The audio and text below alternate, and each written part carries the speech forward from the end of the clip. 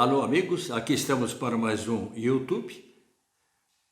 O tema é hoje ligado a extremismo religioso e eu vou concluir com o Zanin, que andou fazendo algumas estrepolias no STF. Zanin, você sabe muito bem, é o novo ministro do Supremo Tribunal Federal, colocado ali a questão de um mês e pouco pelo Lula e que andou tomando umas decisões um tanto estranhas, mas parece que na última ele melhorou essa relacionada com os indígenas e a demarcação de terras.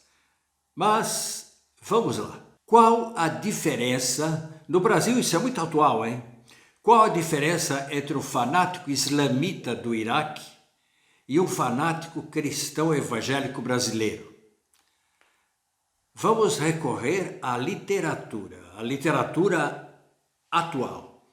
No caso, ao prestigioso prêmio Goncourt do primeiro romance, de há 2 anos, 2021, concedido à escritora argelina Emilienne Malfato e publicado em Paris.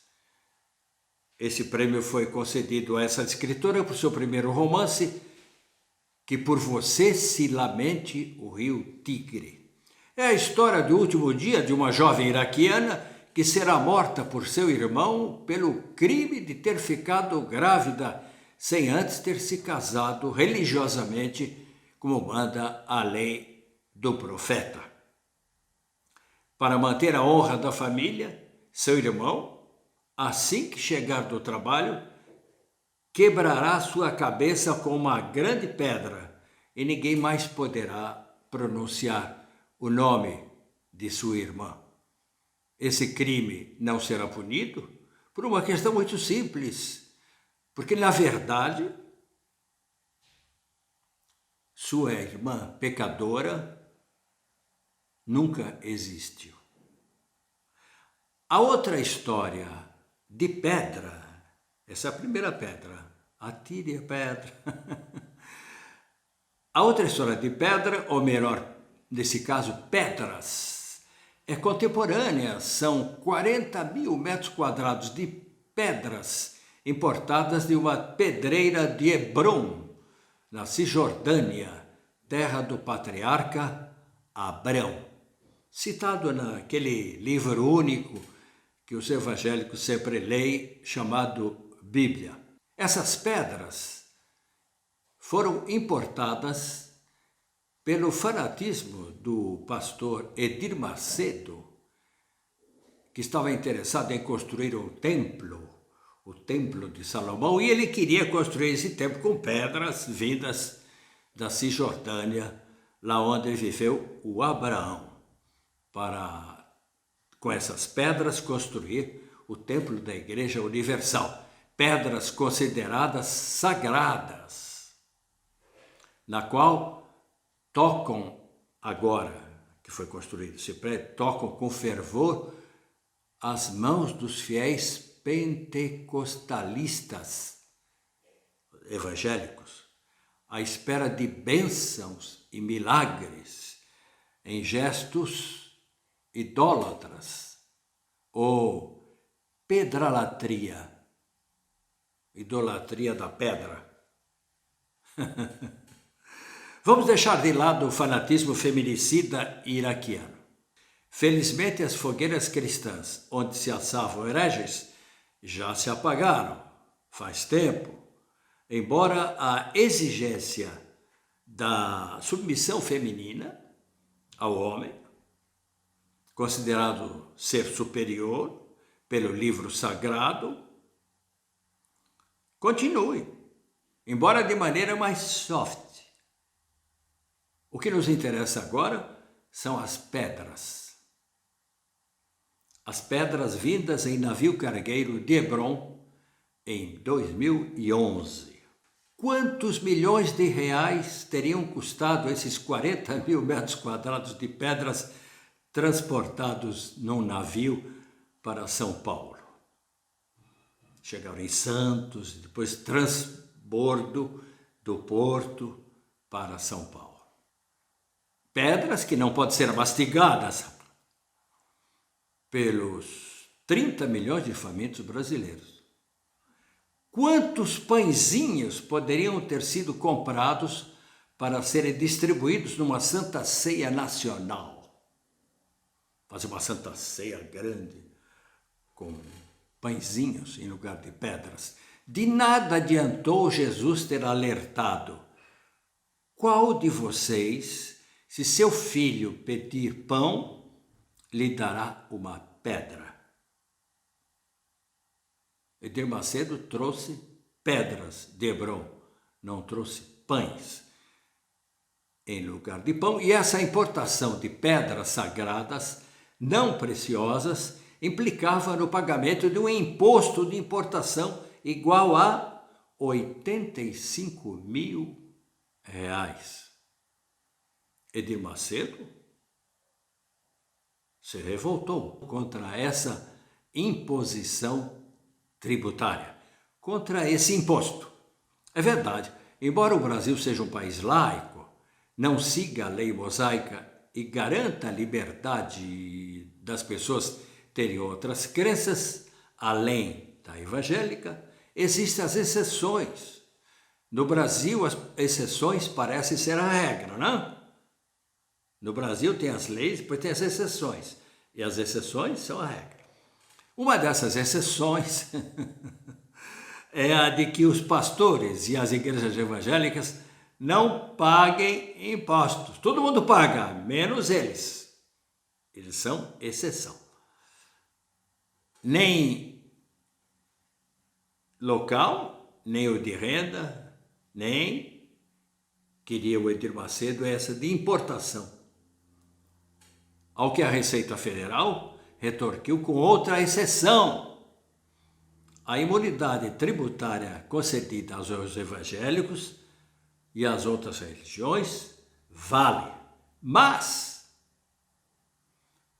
existe uma exceção: só vale dentro do território nacional, não inclui importação do comércio exterior. De nada adiantou Edir ter convidado Dilma Rousseff à inauguração do Templo de Salomão com pedras de Hebrom.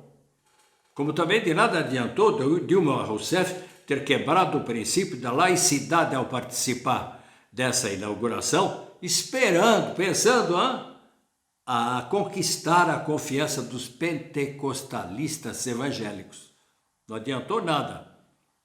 Quando chegou aquela história de impeachment, eles votaram contra a Dilma. Se as pedras falassem, muito teriam que contar. Diante da resistência da Receita Federal, apoiada numa decisão do Tribunal de Justiça do Estado de São Paulo, existe a informação do pagamento do imposto pela Igreja Universal no ano passado, no governo Bolsonaro. Porém, Edir Macedo fez um apelo à Suprema Instância.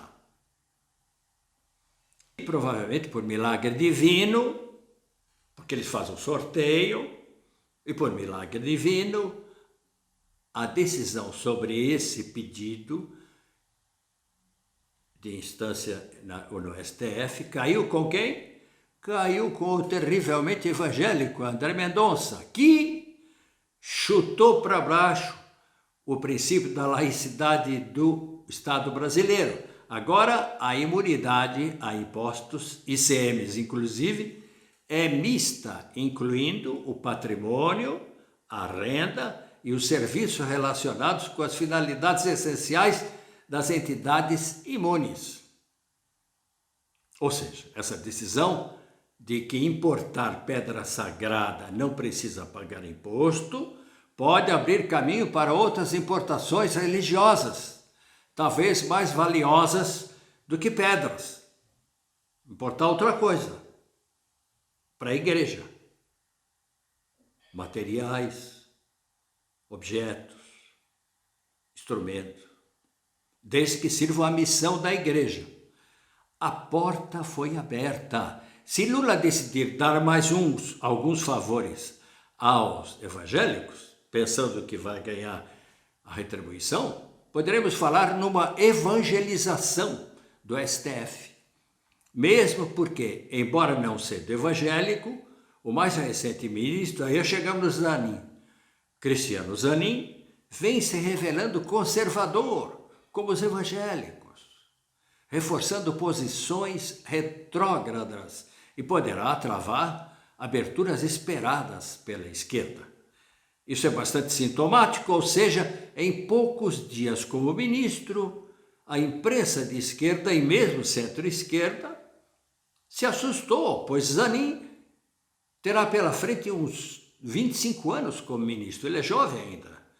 Cristiano Zanin preocupa os líderes de movimentos sociais, petistas, que se sentem traídos, ou que se sentiam, porque agora ele votou a favor dos indígenas. Agora ficou uma dúvida, será que vai assim ou vai melhorar ou vai piorar?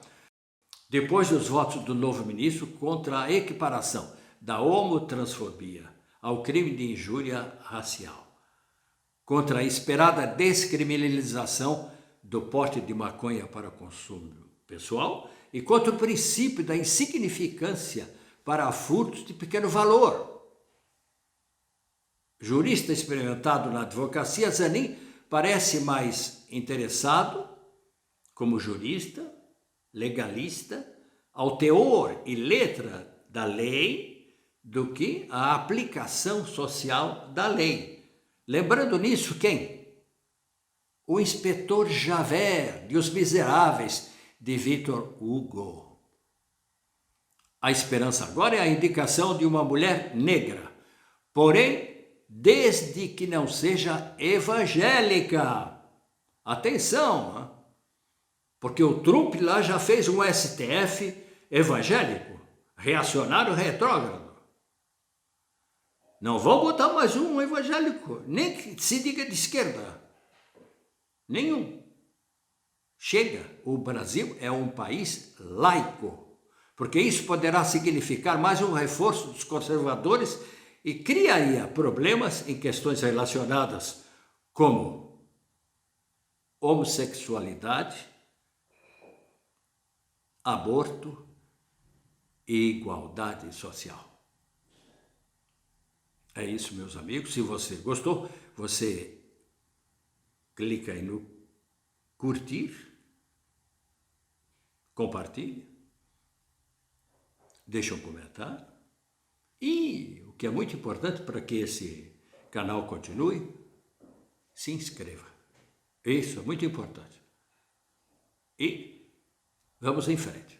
Grande abraço, até a próxima.